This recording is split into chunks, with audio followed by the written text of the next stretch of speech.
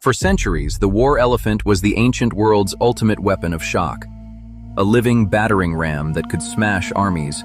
So when the mighty Sasanian Empire sent its elephant corps to stamp out Christianity in Armenia, a swift end seemed certain. They underestimated Armenian ingenuity. What followed was a masterclass in guerrilla warfare, a small nation turning an empire's greatest strength into its biggest weakness. How do you stop an ancient tank? The answer would define a nation. Our story begins in the 5th century. The Sasanian Empire, a dominant Persian power, aimed to unify its lands under Zoroastrianism. That put it on a collision course with the Kingdom of Armenia, which had adopted Christianity over a century earlier. Faith was national identity. King Yazdegerd II feared Armenian ties to the Christian Roman Empire and summoned Armenian nobles to Ctesiphon with a blunt demand: convert. Compromise split the elites. Resistance found a leader in Vardan Mamikonian, Armenia's supreme commander, and a devout Christian willing to fight and die for his people's faith. The stage was set for war over more than territory. It was about the soul of Armenia. The Sasanian army was terrifying. Elite Savaran cavalry and, most fearsome, a war elephant corps. These beasts were living engines of chaos. Size, noise, and presence could shatter morale. In battle, they broke lines, trampled troops, and served as mobile platforms for archers in howdahs.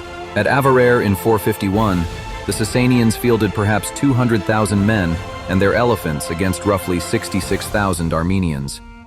Facing those ancient tanks, Armenia looked doomed. Armenia's saving grace was terrain. Rugged mountains made Persian formations and elephants hard to use. After the bloody Avarer, where Vardan fell and was martyred, the conflict shifted from pitched battles to sustained guerrilla resistance. Vardan's nephew, Vahan Mamikonian, led ambushes on supply lines, used mountain passes to fragment and evade larger forces, and turned the landscape into a weapon. While specifics on elephant fighting are sparse, comparable tactics were clear. Force panic rather than match strength.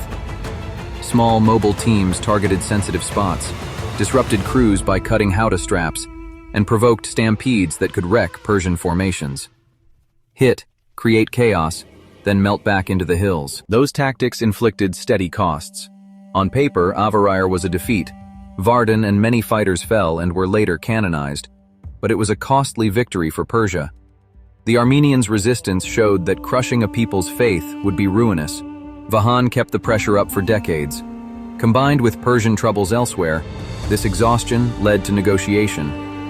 The Treaty of Nvarsak in 484 granted Armenians religious freedom, removal of Zoroastrian fire altars in their lands, and greater political autonomy. In a striking reversal, Vahan Mamikonian became governor, turning military stubbornness into lasting political gains and a legacy of resistance. The Vardanants War proves even the most fearsome weapons have vulnerabilities, and that strategic resolve can turn battlefield loss into political triumph. If you enjoyed this tale of tactics and tenacity, like and subscribe for more history's David versus Goliath stories. Tell us in the comments which matchups you want next. Thanks for watching. Production note: use hyper-realistic photoreal footage, layer ancient Armenian music, add subtitles throughout.